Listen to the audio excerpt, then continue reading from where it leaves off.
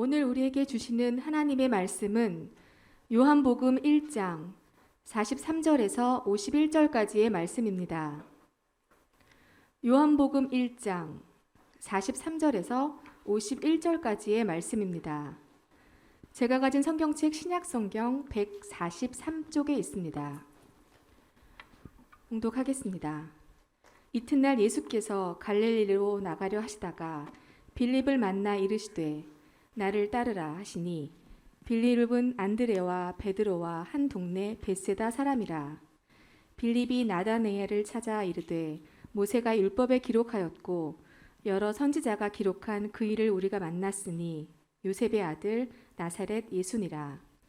나다니엘이 이르되 나사렛에서 무슨 선한 것이 날 수 있느냐. 빌립이 이르되 와서 보라 하니라. 예수께서 나다나엘에게 자기에게 오는 것을 보시고 그를 가리켜 이르시되 보라 이는 참으로 이스라엘 사람이라. 그 속에 간사한 것이 없도다. 나다나엘이 이르되 어떻게 나를 아시나이까.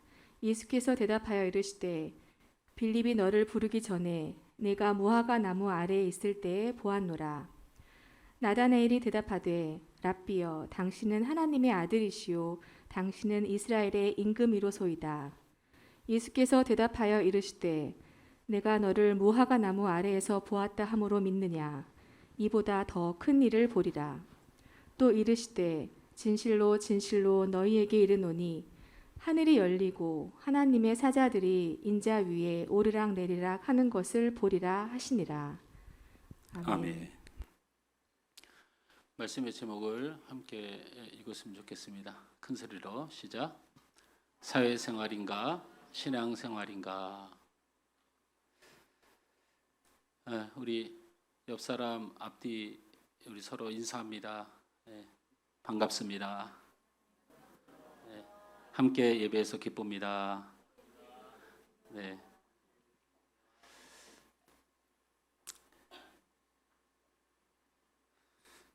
우리가 그 신앙생활을 하고 또 성도로서 성도의 삶도 살아가고 또 우리가 교회 생활도 하고 그렇습니다. 그런데 교회를 다니고 신앙생활을 하면서 내가 신앙생활을 하지 않고 사회생활을 하고 있는 사람이 있더라라는 거예요.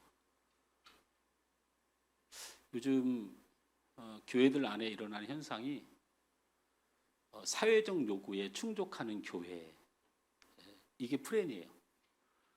그래서 굉장히 그 사회에서 원하는 걸 교회가 들어줘야 된다라는 이슈가 굉장히 강해지고 그렇습니다. 사회에서 원하는 윤리 정도의 윤리의 기본은 교회가 가져야 되고, 사회에서 원하는 사회에서도 있는 질서 정도의 그 질서가 교회에서 있어야 되고 그렇습니다. 어쨌든 우리가 신앙생활, 교회생활을 하는데 사회생활을 하는 듯한 느낌이 많이 듭니다. 내가 하나님 앞에 은혜스러운가? 여러분이 하나님 앞에 은혜스러운가? 교회는 이게 아주 중요하거든요. 그런데 목사가 내가 지금 잘하고 있나? 저 성도가 지금 잘하는가? 이게 아주 중요한 이슈가 되어져 간다는 거죠, 교회에서. 제 말을 오해하면 안 됩니다. 잘하지 말자는 얘기가 아니에요. 그럼 교회가 왜 필요한가라는 생각이 드는 거죠.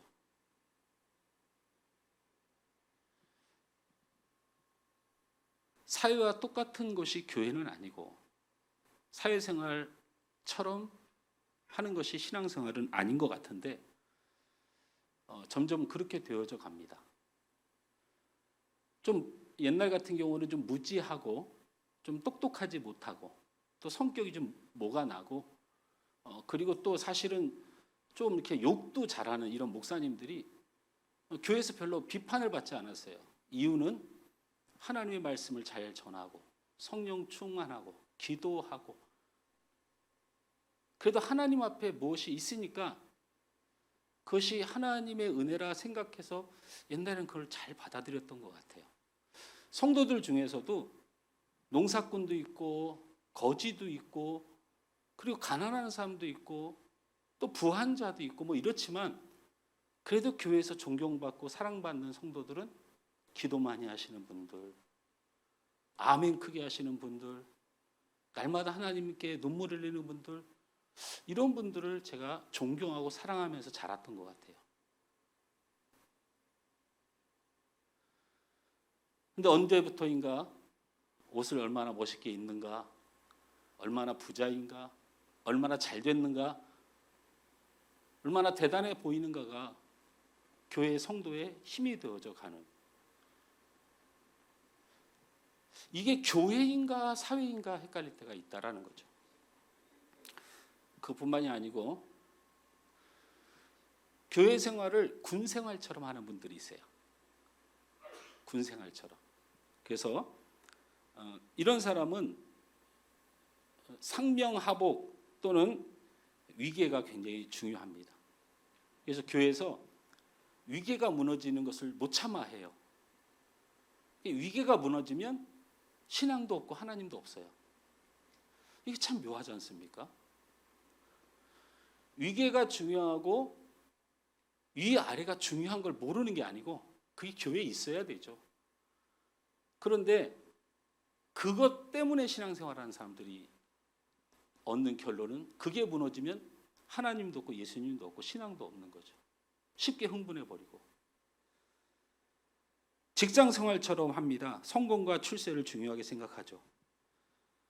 그래서 기도도 안 해, 예배도 얼렁뚱땅, 내가 보기엔 신앙생활도 안 해. 근데 밖에서 돈 많이 벌고 잘 되면 참 하나님의 복 받는 사람이라고 교회에서 막 치켜 세워져요. 교회가 직장이야. 성공과 출세를 명함 내미는 곳이죠. 교회가. 이런 분들은 대부분 어려움과 시련이 오면 교회 안 나옵니다.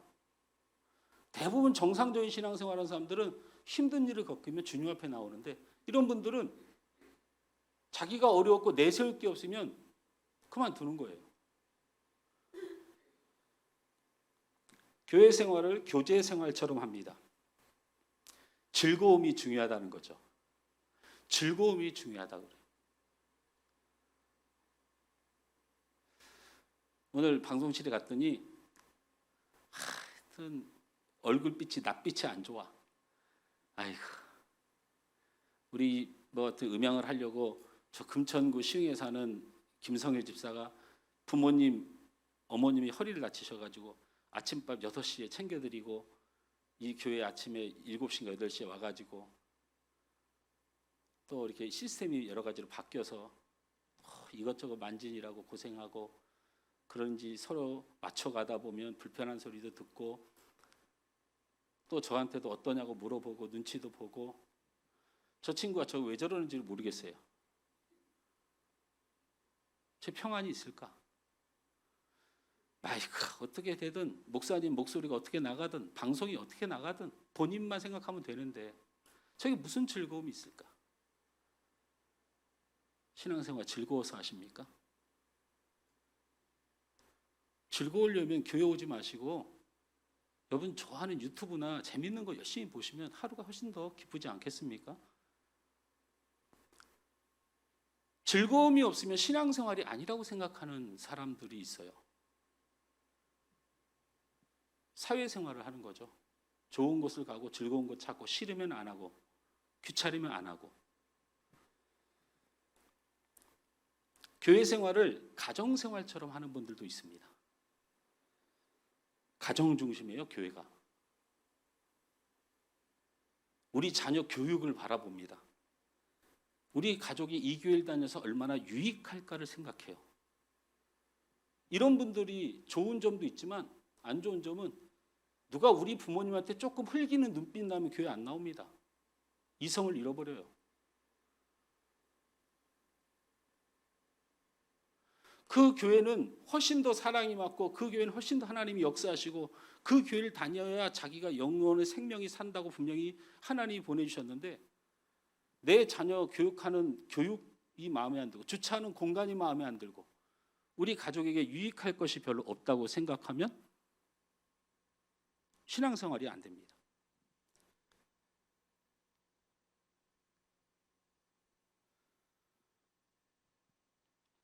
이와 같은 요소, 상명, 하복 필요합니다. 잘 되는 것도 중요합니다. 인생이. 즐거움도 있어야 합니다. 가정의 유익도 중요합니다. 진심으로 중요합니다. 교회에 그런 것들이 무너져서는 안 되죠.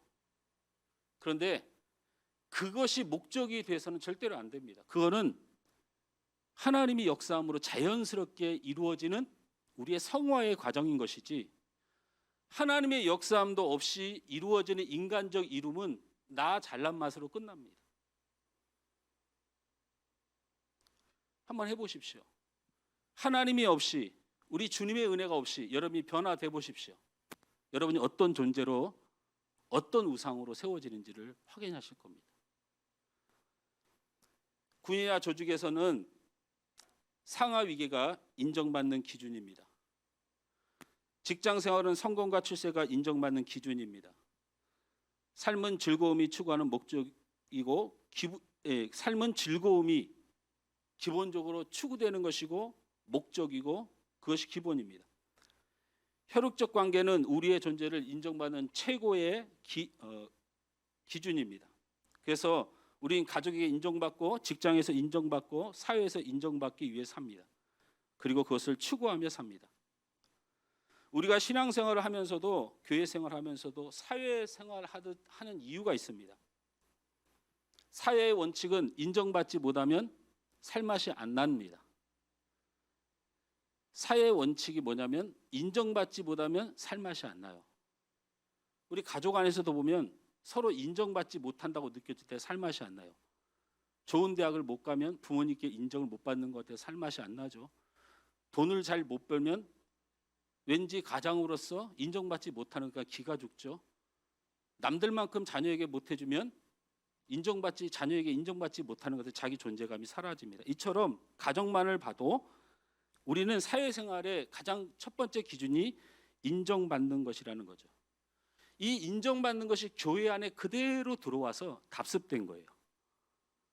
그래서 교회에서 자신이 인정받아야 되고, 자기 가정이 인정받아야 되고, 자기의 직장이 인정받아야 되고, 자기의 출신이 인정받아야 된다고 생각하는 거예요. 왜냐하면 목사도 그렇고 교회도 그렇고 성도도 그렇고 저 성도의 신앙과 믿음은 바라보지 않아요. 대부분. 저 사람이 사회에서 얼마나 인정받고 있는가, 남편으로 아내로 얼마나 인정받고 있는가, 이 사회에 인정받는 기준이 교회 안에 그대로 들어와서 그 교회 안에서도 그런 인정을 유지하고 싶어 한다라는 거예요. 유괴의 성공, 즐거움, 가족의 중요성 당연히 신앙생활에 필요한 요소라고 분명히 말씀드렸습니다. 그러나 그것보다 더 신앙에 중요한 요소가 있습니다. 군에서는 위계로 인정되고, 직장은 성공으로 인정되고, 삶은 즐거움으로 인정되고, 가족은 혈육으로 인정되지만 신앙은 과연 무엇으로 인정받는가를 생각해야 된다는 거예요. 교회는 무엇으로 인정받는가?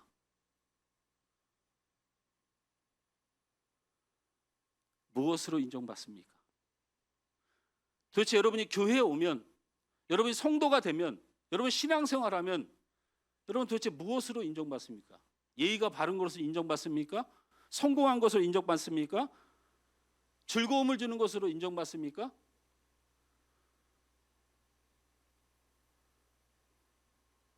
다른 건 없어도 하나님 앞에 인정받는 것이 중요합니다. 할렐루야. 우리 이렇게 고백합시다. 신앙생활은 하나님 앞에 인정받는 것이다. 성경은 하나님께 인정받은 자와 하나님 앞에 인정받지 못한 자에 대한 기록을 남긴 것이 성경입니다. 성경의 모든 사람의 등장은 하나님께 인정받느냐, 하나님께 인정받지 못하느냐가 기준입니다. 그러면 신앙생활의 기준은 하나님께 인정받는 자가 되는 것이 당연히 성경을 대하는 우리들의 신앙의 자세입니다. 여러분, 마가복음 3장에 보면 예수님이 사역 중에 계셨습니다. 우리 방송실 제 에코 좀 넣어주세요. 아니면 소리를 좀 모니터에서 좀 약간만 올려주세요. 목이 아파서.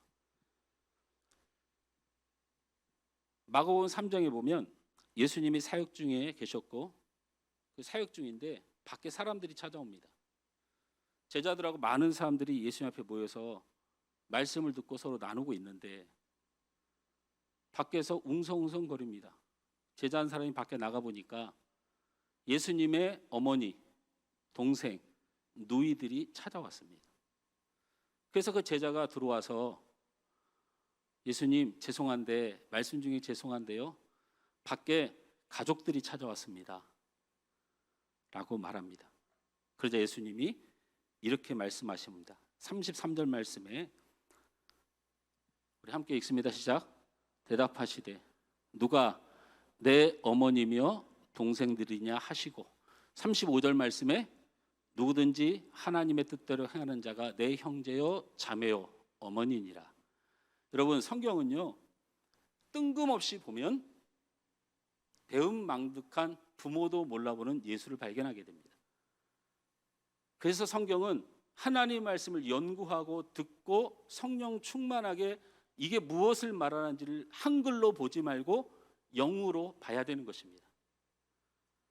밖에 어머님이 오래간만에 아들 보러 왔습니다. 제자가 와서 예수님 밖에 어머니 오셨는데 그랬더니 예수님 지금 뭐라고 얘기합니까? 누가 내 어머니냐? 내 가족은 하나님의 나라의 백성은 오직 하나님의 뜻에 순종하고 하나님께 인정받아야 되는 이 하나님의 나라의 백성의 기준을 말씀하고 있어요. 불효막심한 자식이 아니고. 이와 비슷한 부분이 또 있고 굉장히 이런 부분이 반복이 많이 됩니다. 예수님은 마태복음에 예수님의 제자들을 부르시고 4장부터 무슨 사역을 시작하냐면 열심히 병자들을 고칩니다. 죽어가는 사람을 살리고 간질러 넘어진 자를 일으키고 귀신 들린 자를 고쳐주시고 병들고 신음하는 자들을 치료하십니다. 수많은 사람이 쫓아다닙니다. 오직 많이 쫓아다니면 성경은 예수님에 대한 소문과 예수님의 인기를 이렇게 표현합니다. 갈릴리와 데가볼리와 예루살렘과 유대와 요단강 건너편 수많은 무리들이 몰려드니라. 이렇게 마태복음에 기록합니다. 여러분 데가볼리란 말만 모르겠죠. 갈릴리도 알아요. 예루살렘도 알고 유다 요단강 건너편 또 알아요. 그 이방을 얘기하는 건데요. 이 데가볼리는요 마을 이름이 아니에요. 요단강이 흐르면 서쪽으로는 예루살렘과 이렇게 중심이 되어 있는데 오른쪽이 별로 유명한 데가 없어요. 그래서 거기를 10개 도시를 함께 묶여서 거기가 데가볼리다 이렇게 하고 통칭해요. 통칭. 그래서 이 마태복음 4장에 보면 예수님이 이스라엘 전역에 엄청난 이슈를 일으키고 죽은 자를 살리고 병든 자를 고치고 귀신을 내어쫓고 하나님의 말씀의 진리를 선포하는데 사람이 구름대처럼 몰려듭니다. 드디어 메시아가 왔거든요. 드디어 하나님의 아들이 왔다고 소문이 나기 시작하여 사람들이 몰려듭니다. 근데 예수님이 갑자기 이렇게 말씀하십니다. 나더러 주여 주여 하는 자마다 다 천국에 들어갈 것이 아니요 다만 하늘에 계신 내 아버지의 뜻대로 행하는 자라야 들어가리라. 자, 예수님은 의리도 없고 사랑도 없는 분입니까? 그렇게 많은 사람들이 예수님 사랑해서 쫓아왔는데 주님 너무 고맙습니다. 주님 감사합니다. 이런 마음으로 쫓아왔는데 예수님이 마태복음 7장 21절 말씀에 나더러 주여 주여 하는 자마다 천국에 들어갈 것이 아니요 다만 하늘에 계신 내 아버지의 뜻대로 행하는 자라 들어가리라. 나 같으면 아이고 나한테 주여 주여 하고 주님 사랑합니다 하고 주님 앞에 그냥 달려왔으니 다 받아줄 것 같은데 예수님은 냉정하게 선을 긋습니다. 뭐라고? 신앙생활은 좋아서 하는 게 아니고 하나님께 인정받아야 내 백성이 되리라. 믿으십니까? 귀에 들리십니까? 부모 형제도 몰라보고 예수님을 사랑하는 삶도 몰라보는 예수님의 말씀이 아니라 사회생활의 기준과 신앙생활의 기준을 명백히 하는 부분입니다. 사회생활은 부모를 잘 섬기는 것입니다. 사회생활은 자기와 함께 즐거움을 나누고 자기를 따르는 많은 사람들을 기뻐하는 것입니다. 그래서 예수님도 기뻐해야 되고 부모님 오면 달려나가야 됩니다.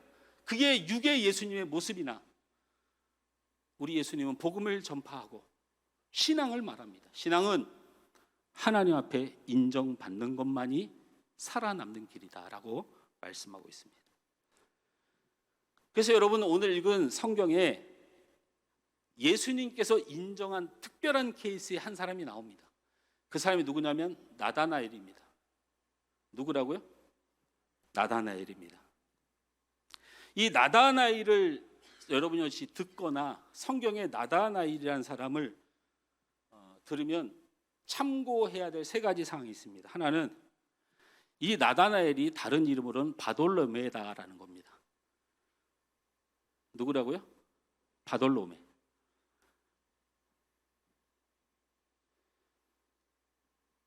일부 많은 학자들의 의견이다 이렇게 주석가들은 이야기하는데요. 저는 바돌로메로 봅니다. 왜냐하면 바돌로메입니다. 바돌로메. 그러니까 돌로메라는 사람 가문의 바르 아람어인데요. 아들이란 얘기입니다. 바돌로메, 돌로메의 아들. 이런 용법을 성경에서 여러분 잘 알죠? 바요나 시몬. 누구예요? 베드로의 이름이죠? 저는 베드로 이름 맞죠? 바요나 시몬. 마스크를 하고 있으니까 저만 아는 것 같아요. 바요나 시몬, 요나의 아들 시몬 이런 뜻입니다. 그럼 목사님 성경이 틀린데요? 예수님이 요한의 아들 시몬아 내가 나를 사랑하느냐. 요한의 아들은 뭡니까? 요나가 요한입니다. 예? 요나가 따로 있고 요한이 따로 있지 않나요? 따로 있습니다. 설명합니다.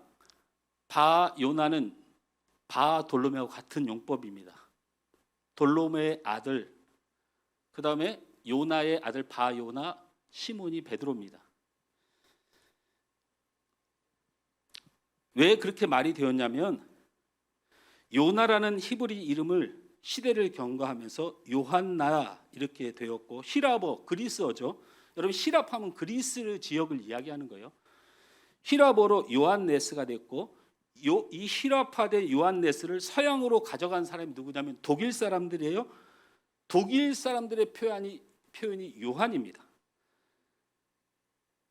그래서 이것을 영국과 미국이 받아들이면서 이 요한을 자기 발음대로 존이라고 부르기 시작했고 신기하죠? 이것이 프랑스로 들어가면서 프랑스 사람이 장이란 단어를 썼고 러시아의 이반 도르프스키 이런 사람들 전부 다 요한 도르프스키예요.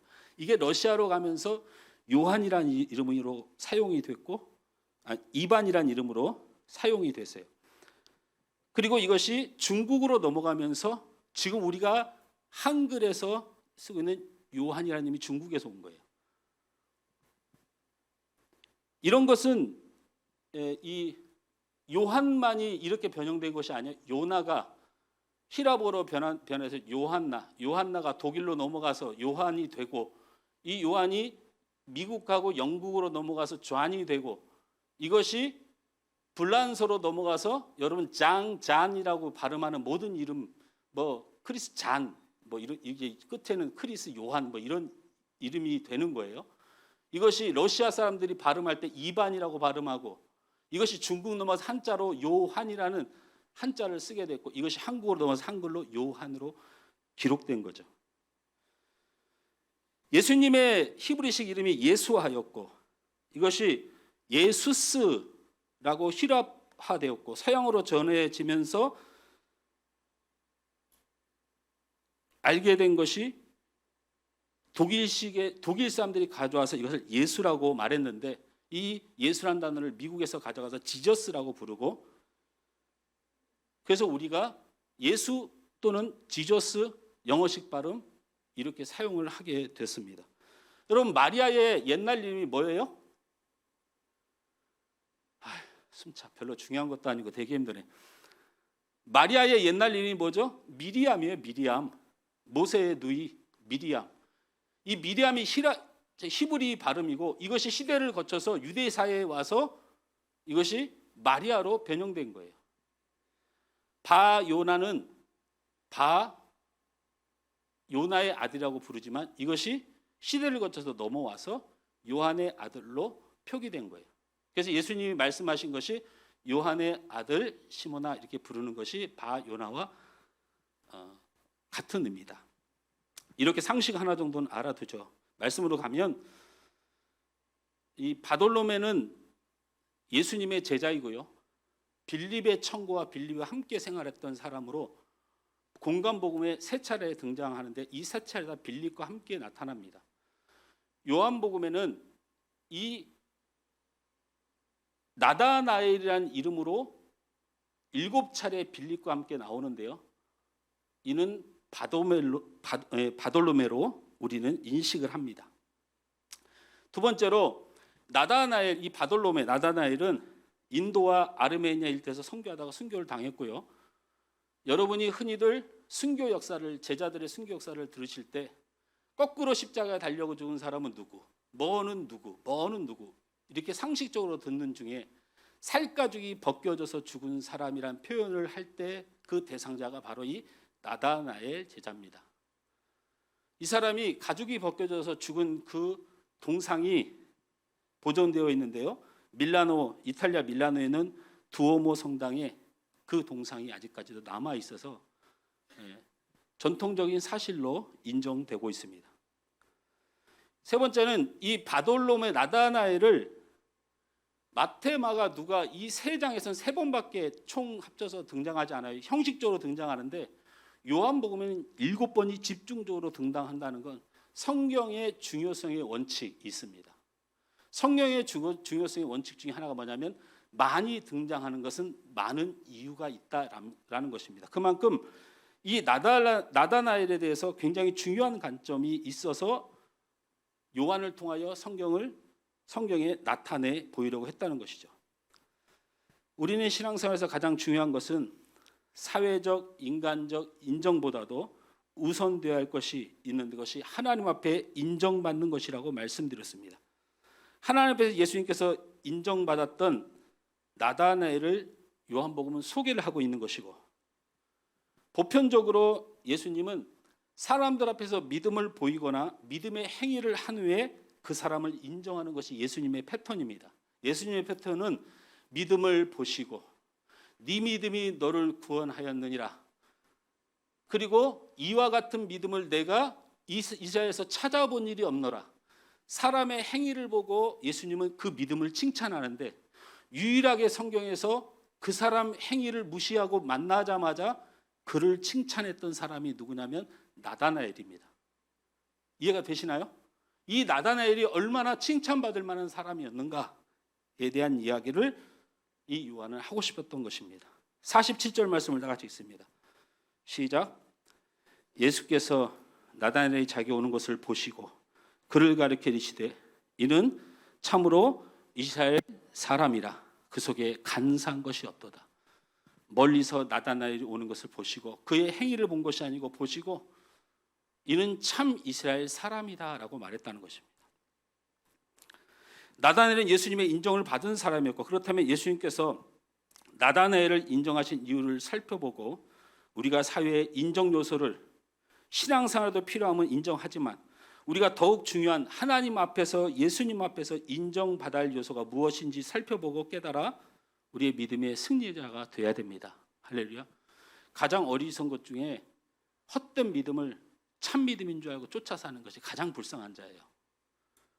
진짜 붙들어야 될 믿음, 이 나다나엘을 통하여 꼭 발견하셔야 되고 보여야 칭찬하던 예수님, 보기도 전에 칭찬할 만한 믿음이 있었다는 이 나다나엘의 믿음을 우리는 살펴볼 때 첫째, 따라서 합니다.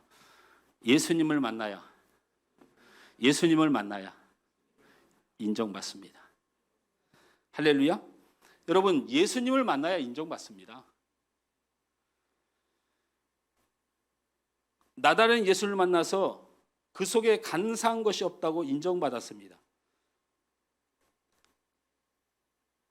설교문대로 안 하고 좀 편안하게 해보면 예수님이 실수하신 거죠. 왜 실수한 거예요? 나다나엘은 아주 간사한 사람입니다. 근데 예수님이 만나자마자 그 속에 간사한 것이 없어요. 그래서 우리 한번 따라합니다. 예수님은 뻥쟁이. 오라. 누구 지금 뻥쟁이, 장로님 뻥쟁이라고 그랬어요. 왜 간사합니까? 빌립이 예수님을 이렇게 소개합니다. 45절 말씀 다 같이 읽습니다. 시작. 빌립이 나다나엘을 찾아 이르되 모세가 율법에 기록하였고 여러 선지자가 기록한 그 일을 우리가 만났으니 요셉의 아들 나사렛 예수시라. 보세요. 오늘 본문에 있는 내용이니까 빌립이 자기 친한 친구 나다나엘에게 드디어 메시아를 만났다. 그분이 바로 나사렛 예수시다. 라고 소개합니다. 예수님 지금 만나기 직전에 그런 일이 있었어요. 예수님 저기서 오고 있고 빌립이 예수님 초청해 놓고 지금 예수님 우리 메시아 구원자 나사렛 예수 오실 거다. 이렇게 말하니까 뭐라고 얘기합니까? 46절 다 같이 읽습니다. 나다나엘이 이르되 나사렛에서 무슨 선한 것이 날 수 있겠느냐. 빌립이 이르되 와보라. 예수님께 칭찬받을 만한 모습은 아닌 것 같아요. 이게 왜 그러냐면 이게 무슨 말이냐면 나사렛 예수라고 말하는 소리를 듣고 화가 난 거예요. 이게 어떤 의미냐면 정확한 겁니다. 전라도 사람들이 경상도 사람들 보면 싫어하잖아요.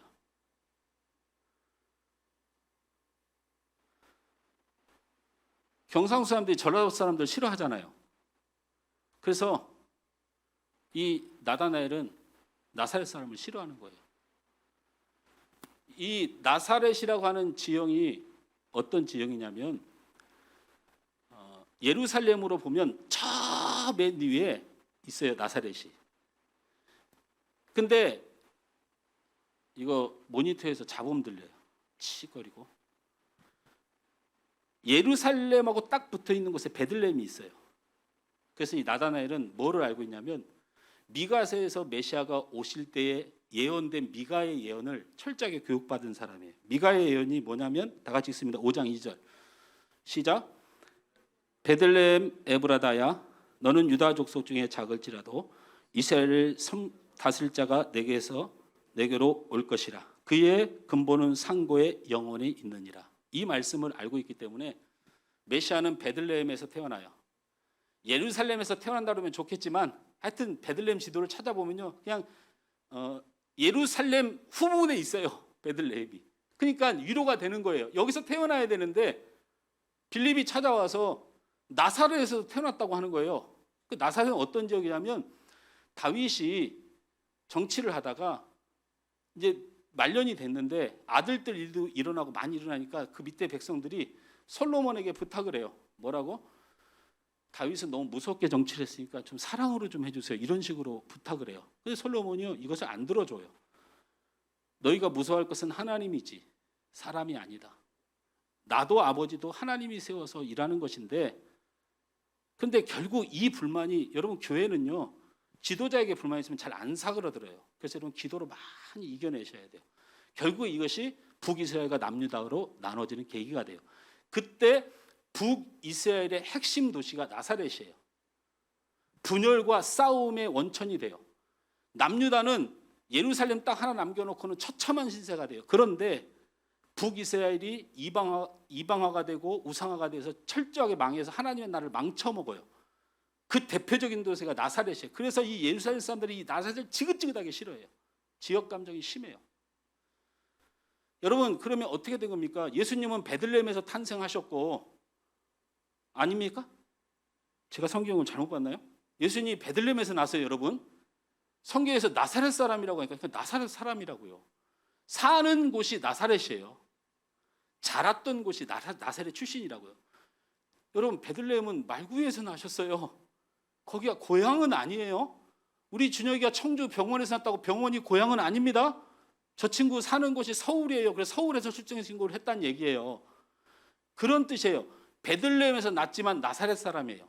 그래서 나사렛 샘이라고 설명을 했으면 이 빌립이 알아서 다 설명했지 않겠습니까? 미가서 이렇게 말씀대로 했으니 베들레헴에서 나셨고 이 베들레헴에서 나셨지만 살고 있는 곳은 나사렛이다. 이렇게 성경대로 설명 안 했겠습니까? 빌립이 뭐 하는 사람이에요? 굉장히 계산적인 사람이고 철저한 사람이에요. 빈틈없이 설명했는데 마음에 나사렛 사람 꼴도 보기 싫은 거예요.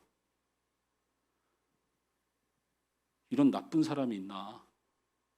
근데 예수님이 그런 나다나엘을 멀리서 보고 저 사람은 참 이스라엘 사람이고 저 사람은 선한 사람이고 그 안에 간사하고 못된 것이 하나도 없다고 인정하셨다. 이상하지 않습니까? 저만 이상합니까? 이상하지 않습니까? 이상하죠. 근데 제가 나다나엘이었다는 얘기예요. 세상은 나를 죄인 취급하고 내 부족함을 드러내서 나를 괴롭히고 목사가 목회를 하다가 잘못한 거 꼬투리 잡히면 못 살게 괴롭혀요. 제가 이번 주에 우리 가정에 한번 눈물바다가 된 적이 있어요. 우리 성도 생일을 한 사람은 빼먹었어요. 29일이 생일인데 28일까지밖에 없어요. 올해가. 그러니까 그분이 2월 29일이 생일이에요. 그래서 우리 사모도 그렇고 우리 아이들도 그렇고 그걸 빼먹은 거예요. 저도 물론 그렇고. 이게 이제 마음에 성도 생일 하나를 못 챙겨줬다고 신경 못 썼다고 제가 죽겠는 거예요. 그래서 다른 뭐를 챙기다가 제가 우리 아내한테 실수를 했어요. 나는 가정보다 성도가 중요해. 내 아픈 거보다 성도가 중요하다니까. 내가 성질머리가 이렇고 내가 별로 똑똑하지 못하고 별로 사랑이 없어서 흠이 많지만 그래도 내게는 성도가 중요해. 그런 성도를 챙기는 걸 이렇게 빼먹으면 목회자의 가정이 필요가 없어. 이렇게 말을 했어요. 그래도 우리 딸이 저한테 그래요. 막 울어요. 아빠만 힘든 거 아니야. 우리도 똑같이 목회하는 것 같아. 우리도 힘들어. 왜 우리가 이렇게 살아야 돼? 왜 남의 챙기는 거, 남의 집안일 때문에 온 집안이 우리 집에 부부싸움 할 일이 전혀 없어요. 전혀 없습니다. 제가 자격이 없죠. 부부싸움 할 자격이 없어요. 저희 아내를 잘 먹입니까? 제가 잘 입힙니까? 제가 뭐 어디 여행을 한번 데리고 갔습니까? 20년 동안. 제가 훌륭해서 성공한 목회자이길 합니까? 저는 할 말이 없는 사람이에요.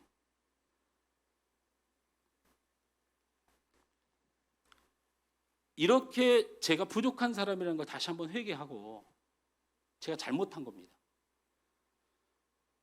하나님의 나라는 성도도 중요하지만 가정도 중요한 것이에요.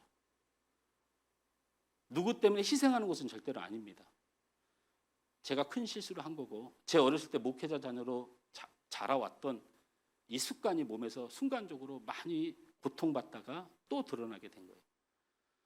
저는 참 흠이 많은 사람입니다. 목사가 흠이 많다고 해서 부러뜨릴 거 하나도 없습니다. 나중에 다 돌팔매로 돌아와요. 부메랑이 됩니다. 목사는 항상 잘난 척해야 되고 옳은 말 해야 되고 대단한 것처럼 보여도 시원치 않은데 맨날 목사 강의에서 그렇게 말하는데 제가 무엇을 말씀드리고 싶으냐면 제가 나다나엘이었다는 거예요. 제가 예수님을 만나 보니까 예수님만 나를 선하게 봐주시더라고요. 예수님은 나를 괜찮다고 그래. 내 자신이 죄악으로 용서할 수 없는 내 자신을 나는 발견하고 고통받는데 예수님만 나를 간사한 것이 없다고 해요. 예수님만이 나를 참 이스라엘이라고 얘기하더라고요. 나다나엘이 나쁜 사람이어서가 아니고 예수님은 나다나엘을 그렇게 보시는 거예요. 하나님 앞에 인정받는다? 믿음이 있다? 예수님을 만난다? 여러분의 약점과 단점과 흠을 절대로 보지 않는 유일한 분이 예수님이십니다. 오늘 나다나엘의 흠이 너무 많은 걸 여러분 모르셔요? 근데 예수님은 나다나엘을 그렇게 말씀하지 않으셔요. 하나님께 인정받으려면 이 예수님 만나셔야 돼요. 예수님을 믿는다는 그 기본은 바로 이 예수님을 만난 사람을 뜻하는 것입니다. 두 번째로 은혜의 자리에 여러분 있어야 합니다. 48절 말씀을 다 같이 읽습니다. 시작. 나다나엘이 이르되 어떻게 나를 아시나이까? 예수께서 대답하여 이르시되 빌립이 너를 부르기 전에 내가 무화과 나무 아래 있을 때 보았노라 라고 그랬어요. 다른 거는 예수님이 관심 있게 안 보다가 나다나엘이 무화과 나무에 있었는 것을 기억해 두셨다가 저같이 죄인을, 나 같은 죄인을 왜 그렇게 말씀하십니까 하고 회개하고 돌아와요. 나다나엘이 예수님을 만난 거죠. 자신을 사랑해 주는 예수님을. 예수한테 물었어요. 저를 왜 이렇게 사랑해 주십니까? 저를 어떻게 아십니까? 라고 묻자 예수님이 이렇게 말한다. 네가 무화과 나무 아래 있는 것을 보았노라. 성경에 보면요. 혹시 나중에 여러분이 그냥 시간상 넘어가지만 필요하실지 몰라서 열왕기상 14장 23절과 역대하 28장 4절 그리고 구약의 성경에 나무에 대한 이야기 중에서 푸른 나무 아래와 무화과 나무 아래가 대조적으로 등장합니다. 푸른 나무 아래라고 기록된 성경 방금 읽어드린 그 본문에는 푸른 나무 아래는 대표적으로 푸른 나무 하면 우상과 산당과 제사와 우상 숭배를 하는 나무를 뜻합니다. 근데 성경의 무화과 나무는 예수님의 계적, 하나님의 나라, 하나님을 사모하는 자들이 모여지는 곳을 뜻합니다. 예수님은 나다나엘이 어찌 저를 사랑하십니까? 어째서 저를 아십니까? 라고 물을 때 예수님이 네가 무화과 나무 아래에 있는 것을 보았다 말씀하셨습니다. 이 말은 무슨 말이냐? 네가 하나님을 소망하고 살아가고 네가 하나님 안에 거하기를 기뻐하며 영적 생활의 깊이를 가진 사람을 하나님이 사랑하시고 인정한다는 그 증거를 예수님께서 말씀하셨습니다. 우리가 지금 어디 있는가가 굉장히 중요합니다. 여러분이 지금 어디 있는지를 확인해야 됩니다. 예수님께 인정받는 신앙은 우리가 하나님 앞에 있고 우리가 하나님의 은혜를 사모하는 사람이 되어야 됩니다. 예수님은 우리의 삶을 집중하여 보십니다. 우리가 무엇을 위해 사는 사람인지를 증명하셔야 됩니다. 저는 우리 성도들이 하나님을 위하여 사는 사람이길 간절히 바랍니다. 예수님은 나다나엘이 어떻게 살았는지 집중해서 봤는데 그가 무화과 나무 아래서 살았다는 얘기입니다. 이것은 하나님을 사모한 사람이었다, 하나님을 바라보는 사람이었다는 뜻입니다. 저는 여러분이 하나님 앞에 인정받으려면 바로 이 무화과 나무, 영적 생활 그리고 영적 시각이 분명해야 됩니다. 거목은 꾸준히 한 자리에서 뿌리를 낼 때 가능합니다. 신앙생활도 마찬가지입니다. 기쁠 때나 슬플 때나 즐거울 때나 괴로울 때나 하나님 앞에 계십시오. 예배의 자리를 지키십시오. 기도의 자리를 회복하십시오.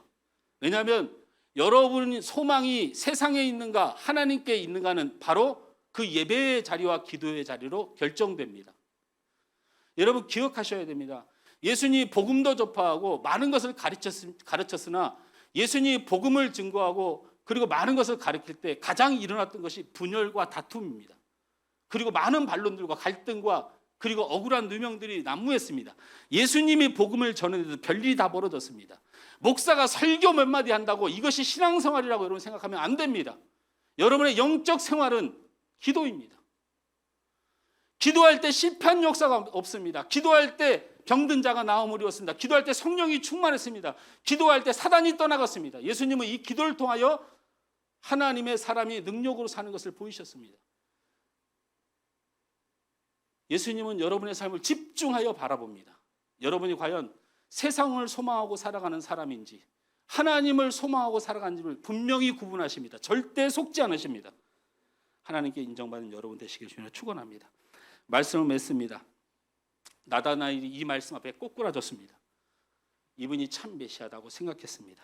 그래서 49절 말씀 다 같이 우리의 믿음대로 예수님을 찬양하며 함께 읽습니다. 시작. 나다나엘이 대답하되 랍비여 당신은 하나님의 아들이요 당신은 이스라엘 임금으로소이다. 이 말은 무슨 얘기냐면 드디어 예수님을 인정하고 그 신앙을 고백한 것입니다. 오늘 전하신 말씀, 오늘 들은 말씀 기억하여 여러분이 인정하십시오. 그런데 놀라운 건 이 믿음을 인정하는 사람에게 예수님이 이렇게 축복하셨습니다. 50절, 51절 말씀을 다 같이 읽습니다. 이 믿음대로 살면 어떤 복을 주시겠다고 약속하셨나? 제가 보기에는 성경에서 드러난 최고의 복을 예수님이 약속하셨습니다. 이걸 우리 성도들이 꼭 받았으면 좋겠어요. 함께 읽습니다. 시작. 예수께서 대답하여 이르시되 내가 너를 무화과 나무 아래서 보았다 함으로 믿느냐? 이보다 더 큰 일을 보리라. 또 이르시되 진실로 진실로 너희에게 이르노니 하늘이 열리고 하나님의 사자들이 인자 위에 오르락 내리락 하는 것을 보리라. 여러분 성경을 볼 때요, 제발 글만 보지 말고 이것이 무엇을 의미하는 걸 조금만 찾아보면 하늘이 열리고 하나님의 사자들이 인자 위에 오르락 내리락 하는 것을 보리라. 이런 축복을 줬습니다. 야곱의 실패한 인생이 하늘이 열리고 사자들이 오르락 내리락 할 때 그의 인생이 이스라엘이 되고 만국의 아버지가 되었습니다. 이 축복을 나다나엘에게 주시겠다는 거예요. 예수님이 십자가에 죽으셨을 때 캄캄했던 이 세상이 예수님이 부활하시면서 하늘이 열리고 올라가심으로 우리에게 새 생명이 이루어졌습니다. 애굽의 군사들이 이스라엘 백성을 쫓아서 홍해까지 몰아붙일 때에 이스라엘 백성들은 홍해 앞에 가로막혔는데 애굽의 군사들은 아무리 말을 달려도 이스라엘 백성들이 보이지 않는 거예요. 이유를 알아봤더니 하늘이 열리고 천군 천사가 내리고 흑암과 어둠이 내려서 이스라엘 백성들이 홍해 때문에 머물러 있지만 그들이 믿음을 보일 때까지 그를 해하려는 애국 군사의 그 사이에 하늘이 열린 하나님의 나라가 절대로 가까워지지 않도록 역사하신 사실을 기억하셔야 됩니다. 엘리야가 기도하여 하늘을 열으니 3년 6개월 동안 메말라 죽을 것 같은 인생들이 흡족한 비로 하나님의 영광을 찬양했던 그 기적들, 하늘이 열리는 기적, 세상에 이런 축복을 이 나다나엘에게 약속하셨습니다. 여러분, 예수님 만나십시오. 여러분을 사랑하신 예수님을 믿으십시오. 그리고 여러분, 세상을 소망을 둔 자처럼 살아서는 절대로 이 축복 받을 수 없습니다. 하나님이 최고입니다. 기도 회복하십시오. 은혜 회복하십시오. 그럴 때 하늘이 열리는 축복이 여러분에게 임하게 될 줄 믿습니다. 믿습니다. 우리 찬양